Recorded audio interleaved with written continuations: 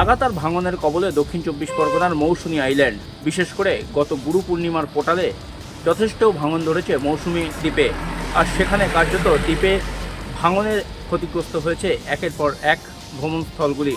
মৌসুমী দ্বীপে যে পর্যটন কেন্দ্র গড়ে উঠেছে, সেই পর্যটন কেন্দ্রের একাধিক কটেজ কার্যত এই ক্ষতির কবলে পড়েছে।